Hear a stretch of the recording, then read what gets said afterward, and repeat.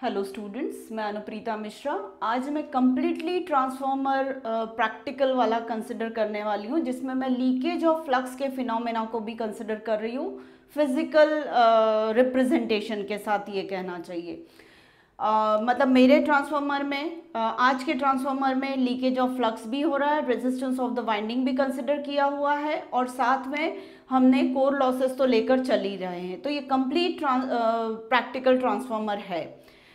अब यहाँ पर लीकेज ऑफ फ्लक्स वाले फिनोमेना को मैं कैसे कंसिडर कर रही हूँ, तो इसका बेस ये है कि 511 जो फ्लक्स हम प्राइमरी के करंट की वजह से, मतलब मुझे ऐसा लिखना चाहिए कि I1 जो है वो 511 को प्रोड्यूस कर रहा है और I2 जो है वो 522 को प्रोड्यूस कर रहा है। तो I1 जब प्राइमरी वाइंडिंग से फ्लो हो रहा है तो 511 फ्लक्स को प्रोड्यूस कर रहा है, और 511 फ्लक्स में दो हिस्से हैं। एक वो हिस्सा है जो कोर से सेट होकर सेकेंडरी से लिंक हो रहा है, और एक वो हिस्सा है या वो नंबर ऑफ फ्लक्स लाइंस है जो कोर, मतलब कोर की परमिएबिलिटी 100% नहीं है।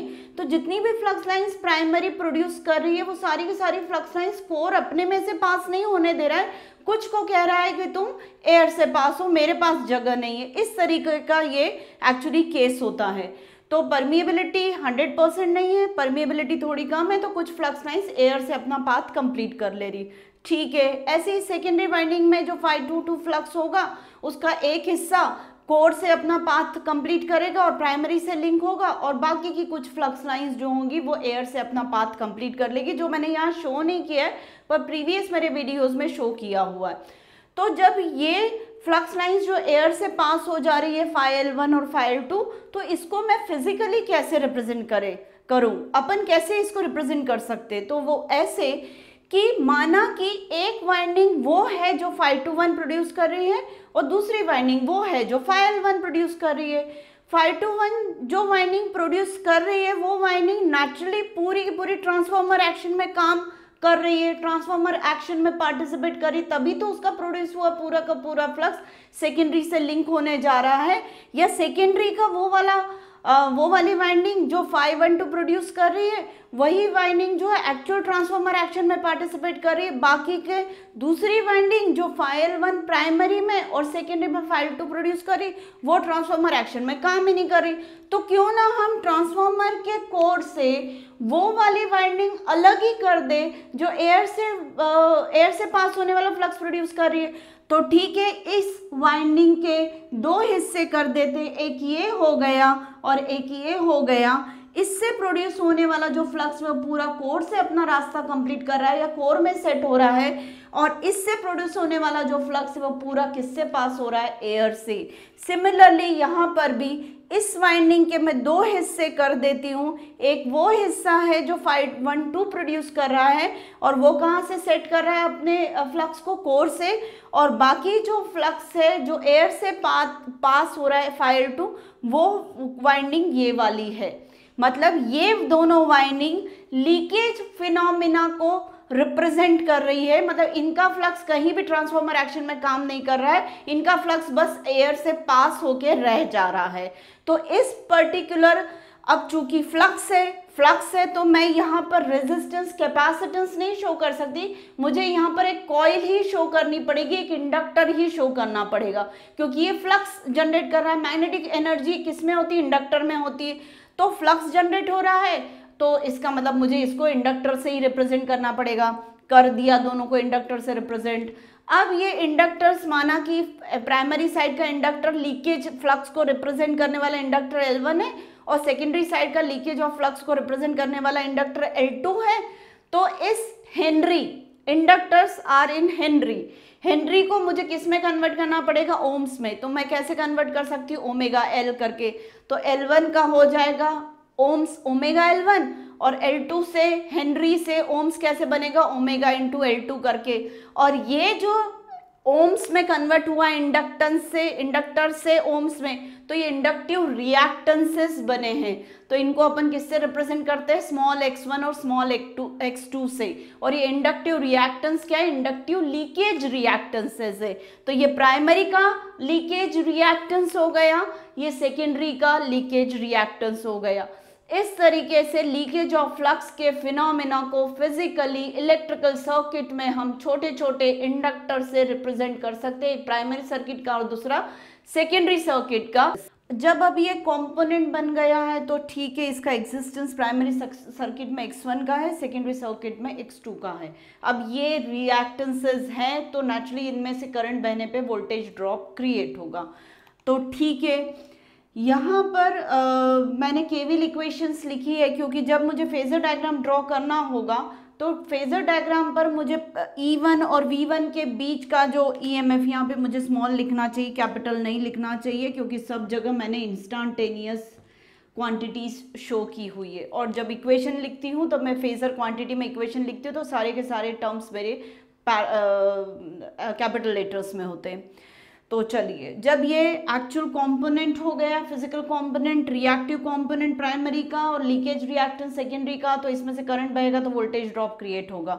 तो मुझे V1 और E1 के बीच में फेजर डायग्राम जब बनाना होगा तो मुझे इन दोनों के अक्रॉस के वोल्टेज ड्रॉप को भी वहाँ इनकॉर्पोरेट करना पड़ेगा, तभी मैं सही तरीके से फेजर डायग्राम प्रैक्टिकल ट्रांसफार्मर का बना पाऊंगी।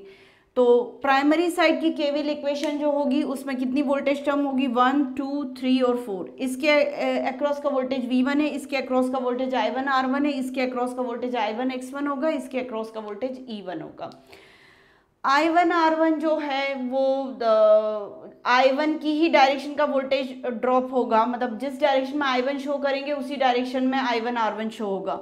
पर I1 X1 जो होगा वो I1 से 90 डिग्री पे लीड करेगा क्योंकि ये प्योर इंडक्टेंस है और प्योर इंडक्टेंस के अक्रॉस का वोल्टेज जो होता है वो प्योर इंडक्टेंस में से बहने वाले करंट को 90 डिग्री से लीड करता है। तो 90 डिग्री के लीडिंगनेस को शो करने के लिए हम क्या लेते हैं, J। -J लिया होता तो 90 डिग्री से लैग कर रहा होता, कुछ नहीं लिया है, मतलब in the direction of current है, I1 R1 करंट की ही डायरेक्शन में होगा, I1 की ही डायरेक्शन में होगा, I2 R2 I2 की ही डायरेक्शन में होगा। पर I1 X1 J के साथ I1 से 90 डिग्री आगे होगा और I2 X2 J के साथ I2 से 90 डिग्री आगे होगा। ये इसका बिहेवियर होता है प्योर इंडक्टेंस का, जो हम AC सर्किट्स में पढ़ चुके हैं। तो अब मैं फेजर डायग्राम ड्रॉ कर सकती हूँ सब कुछ लेकर, जो पहले मैंने सारे फिनोमेना कंसिडर किए थे, और आज मैं लीकेज ऑफ फ्लक्स के फिनोमेना की वजह से जो मैंने लीकेज रिएक्टेंस ऐड ऑन कर दिया है उससे रिलेटेड मैं वोल्टेज ड्रॉप्स को भी अब फेजर डायग्राम पर शो कर सकती हूँ। तो चलिए मैं फेजर डायग्राम ड्रॉ करती हूँ। सबसे पहले लोड साइड से हम फेजर डायग्राम ड्रॉ कर रहे हैं तो मैं किसको ड्रॉ करूंगी, V2 को। इसके अक्रॉस का वोल्टेज कितना है, V2 है, जिसकी प्लस माइनस पोलैरिटी ऐसी है। V2 का प्लस यहाँ है, माइनस यहाँ है। ये लोड मैं कैसा लेकर चल रही हूँ, फिर से RL टाइप का लोड लेकर चल रही हूँ। तो इसमें से बहने वाला करंट, इसमें से बहने वाला करंट इसके वोल्टेज को कुछ एंगल से लैग करेगा। RL टाइप का लोड ना तो पूरा 0 डिग्री पर होता है वोल्टेज के साथ करंट का फेज डिफरेंस, ना ही करंट का फेज डिफरेंस वोल्टेज के साथ एग्जैक्टली 90 डिग्री पे होता है। RL के कारण R भी है तो और L भी है, तो दोनों का इम्पैक्ट ये होता है कि एंगल 0 to 90 डिग्री के बीच में होता है। और RL है, लैगिंग लोड है, तो लैगिंग लोड होने की वजह से I2 करंट V2 को कुछ एंगल से लैग करेगा। अब I2 V2 को लैग करेगा मतलब I2 कहाँ बनेगा, V2 से पीछे बनेगा। बना दिया कितने एंगल से, माना कि पावर फैक्टर एंगल θ2 है, θ2 से बना दिया। अब मुझे E2 बनाना है, पर जब तक V2 में मैं I2 X2 का इम्पैक्ट नहीं जोड़ देती, V2 में जब तक I2 R2 का इम्पैक्ट नहीं जोड़ देती, तब तक मुझे E2 नहीं मिल पाएगा।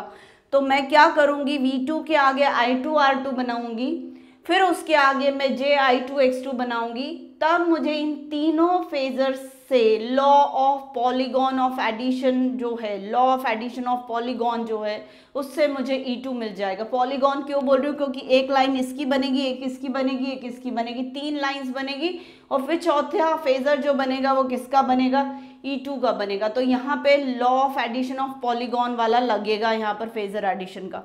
तो ठीक है, I2 R2 मैं कहाँ बनाऊंगी, I2 R2 मैं I2 की ही डायरेक्शन में बनाऊंगी। V2 अभी मैं थोड़ा सा मिटा देती हूँ, यहाँ लिख देती हूँ V2।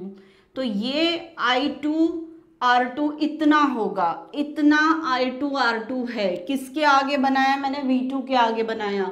क्यों V2 के आगे? क्योंकि इसमें जब मैं इसको जोड़ूंगी, इसमें जब इसको जोड़ूंगी, जब तीनों का जोड़ होगा तब वो मुझे E2 दे देगा।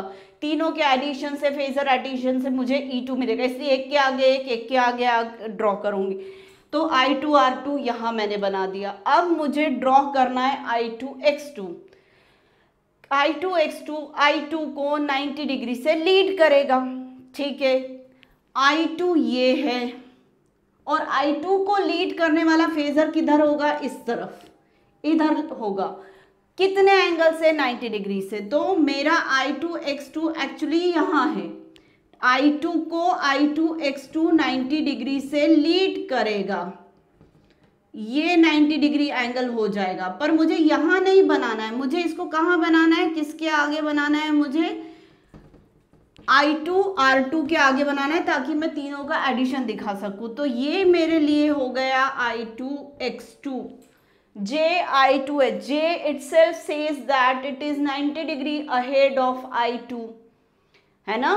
तो I2 से 90 डिग्री, ये पूरा एंगल कितना होगा? 90 डिग्री का। और यहाँ बनाना चाहिए I2X2, पर मुझे यहाँ बनाने का कोई फायदा नहीं, मुझे तो एडिशन करना है I2R2 में, I2X2 आगे दिखाना है। तो ये मेरे तीनों फेजर्स हो गए, V2 का, I2R2 का और I2X2 का। अब ये तीनों का जो एडिशन है वो मुझे ये रिजल्टेंट दे रहा है, जो कि मेरा E2 होगा। ये मेरा E2 होगा, इतना पूरा फेजर लेंथ मेरी E2 होगी।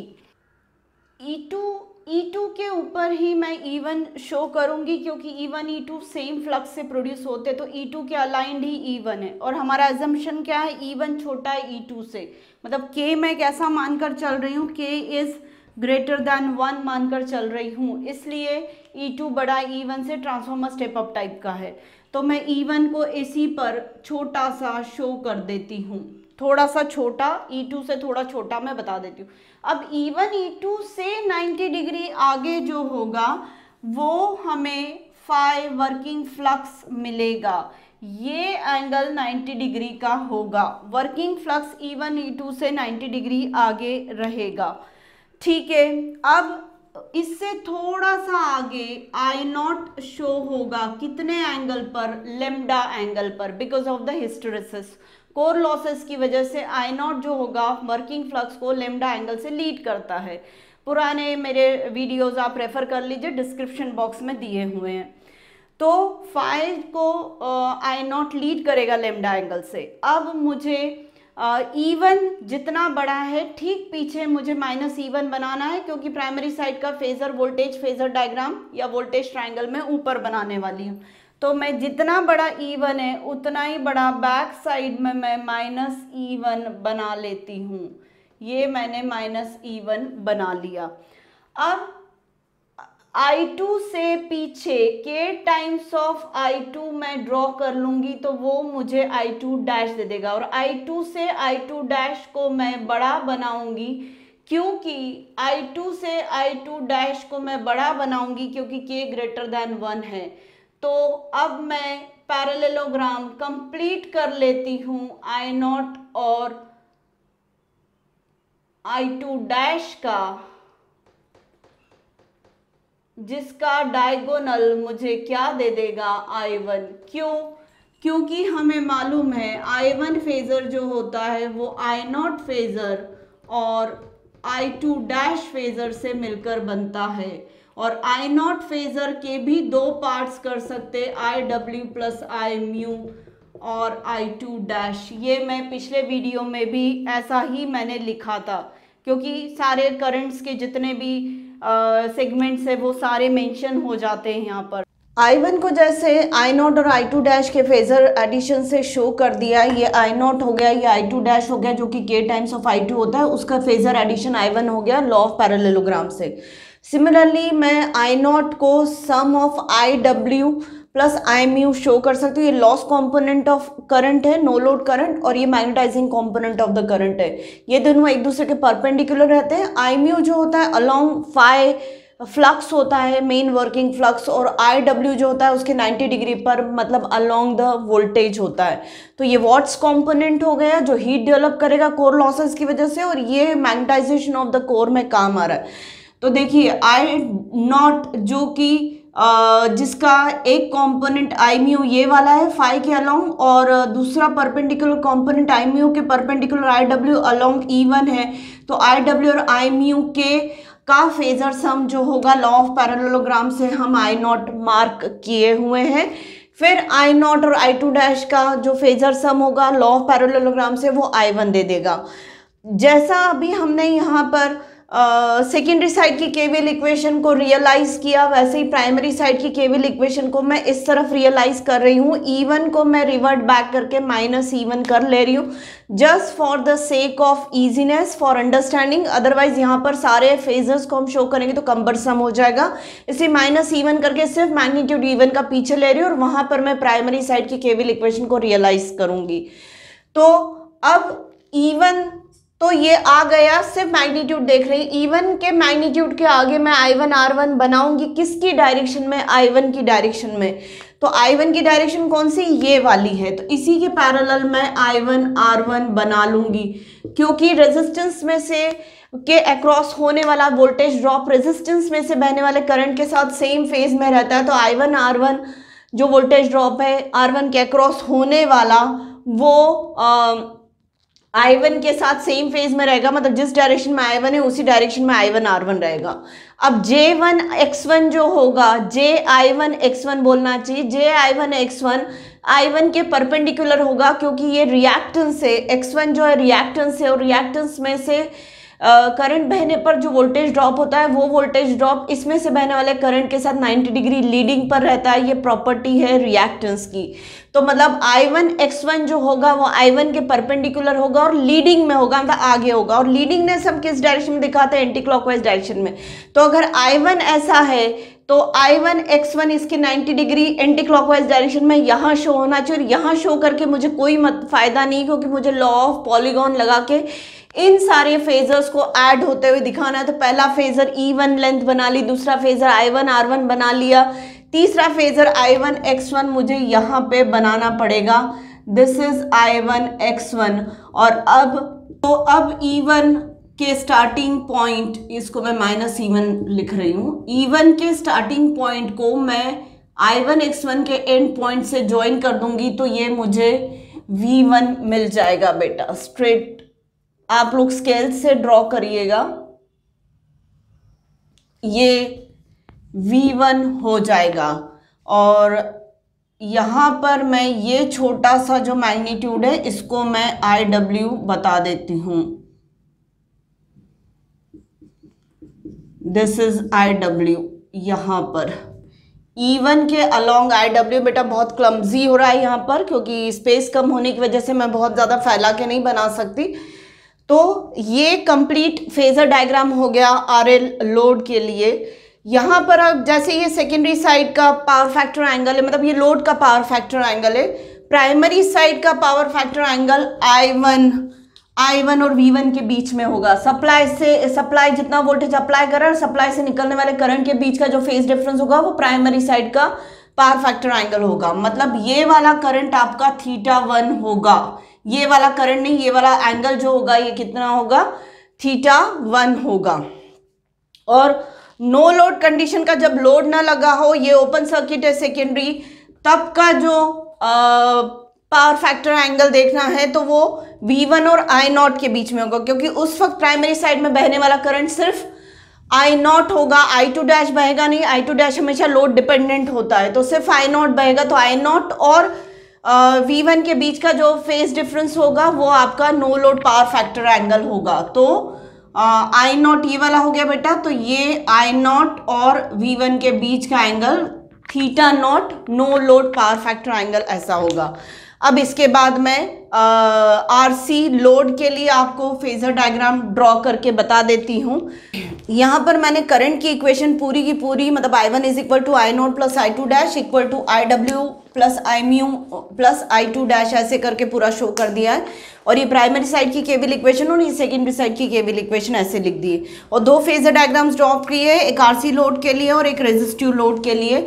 आरसी रेजिस्टिव कैपेसिटिव सर्किट की प्रॉपर्टी क्या रहती है कि करंट लीड करता है, इसमें से बहने वाला करंट इसके अक्रॉस के वोल्टेज ड्रॉप को लीड करेगा। तो लोड के बारे में हमें सब मालूम है, ट्रांसफार्मर का जो लोड है वो आरसी लोड है, मतलब उसके अक्रॉस का वोल्टेज V2 उसमें से बहने वाले करंट को लैग करेगा, मतलब V2 पीछे हो जाएगा, क्लॉकवाइज डायरेक्शन में हो जाएगा और I2 V2 से एंटी क्लॉकवाइज डायरेक्शन में ज़्यादा आगे होगा। तो देखिए V2 से मैंने I2 को आगे ड्रॉ किया, इस तरफ ड्रॉ किया I2 को। जब RL लोड था तो I2 को मैंने पीछे ड्रॉ किया था, अब RC लोड है तो I2 को मैंने आगे ड्रॉ किया है, ये बना लिया। मुझे लोड के बारे में मालूम है कि वो आरसी लोड है, तो उसका वोल्टेज भी मैं वोल्टमीटर से मेजर कर सकती हूँ और करंट भी मैं उसमें से बहने वाला एमीटर से मेजर कर सकती हूँ और उनके बीच का पावर फैक्टर एंगल भी मेजर कर सकती हूँ। तो लोड के बारे में मुझे सब मालूम है, इसी मैंने V2 बना लिया, I2 बना लिया और इनके बीच का एंगल भी मुझे पता है कितना है, उतना रख लिया। अब V2 से अगर मैं इस वाली इक्वेशन को, केवीएल इक्वेशन को, सेकेंडरी साइड के केवीएल इक्वेशन को रियलाइज करें तो V2 से आगे I2 R2 in the direction of I2 बनेगा और I2 से 90 डिग्री आगे I2 X2 बनेगा, मतलब इसी से 90 डिग्री आगे I2 X2 बनेगा। I2 X2 का जो एंड पॉइंट होगा उसको मैं ओरिजिन से ज्वाइन कर दूंगी तो ये क्या लेंथ मिल जाएगी मुझे E2, और K की वैल्यू जो है वो ग्रेटर दैन 1 है तो मुझे E1 थोड़ा छोटा बनाना पड़ेगा E2 लाइन पर ही, E2 फेजर पर ही E1 फेजर बनेगा थोड़ा छोटा। दोनों सेम फेज में होते हैं, दोनों का प्रोडक्शन का कारण एक ही होता है इसलिए वो अलाइंड रहते हैं, तो E1 थोड़ा छोटा बना लिया। E1 से ठीक 180 डिग्री पीछे मैंने माइनस E1 बना लिया for the sake of easiness, जैसा बोलती आई हूँ मैं। अब E1 E2 की जो लाइन है उससे 90 डिग्री आगे 5 फ्लक्स बना लिया, मेन वर्किंग फ्लक्स, इसी की वजह से E1 E2 डेवलप हो रहे हैं। 5 से थोड़ा सा आगे लेमडा एंगल पर, हिस्टेरेसिस एंगल पर I0 बना लिया, ठीक है। और I2 से 180 डिग्री पीछे I2 डैश बना लिया जो कि K टाइम्स ऑफ I2 होता है, तो I2 डैश और I0 से मुझे I1 मिल जाएगा। इन दोनों से पैरेललोग्राम कंप्लीट करूंगी तो मुझे I1 मिल जाएगा। तो ये पैरेललोग्राम कंप्लीट किया तो मुझे उसके डायगोनल पर I1 मिल गया। अब जो मेरा माइनस E1 है उससे I1 की डायरेक्शन में I1 R1 बना लूंगी, I1 की ही डायरेक्शन में I1 R1 बना लेंगे E1 के आगे, फिर I1 R1 की टिप से 90 डिग्री आगे I1 X1 बना लूंगी क्योंकि I1 X1 90 डिग्री रहेगा I1 को, तो ऐसे बना लिया और उसकी एंड टिप को मैंने माइनस E1 के स्टार्टिंग पॉइंट से जोड़ दिया तो ये पूरा मुझे V1 मिल गया। इस तरीके से ये आरसी लोड का फेजर डायग्राम कंप्लीट हो गया। प्राइमरी साइड का पावर फैक्टर एंगल जो है वो I1 और V1 के बीच का होगा जिसको θ1 कहेंगे, और नो लोड कंडीशन का पावर फैक्टर एंगल I0 और V1 के बीच में रहेगा तो ये θ0 है, और लोड साइड का पावर फैक्टर एंगल I2 और V2 के बीच में रहेगा ही रहेगा। सिमिलरली ऐसे ही हम रेजिस्टिव लोड के लिए भी बना सकते हैं बेटा, ये आप लोग करिएगा। इसमें V2 और I2 सेम फेज में रहेंगे, बाकी एक एक स्टेप ऐसी ही फॉलो करना जो मैंने आपको RL लोड और RC लोड के उसमें बताई है। तो उम्मीद है आपको मेरा एक्सप्लेनेशन ये वाला समझ में आया होगा। तो प्लीज़ मेरे आज के वीडियो को लाइक कर दीजिए, मेरे चैनल को सब्सक्राइब करिए और मेरे वीडियो से ज़्यादा फ़ायदा उठाइए, अपने कॉन्सेप्ट्स को क्लियर करिए डीप में। Thank you.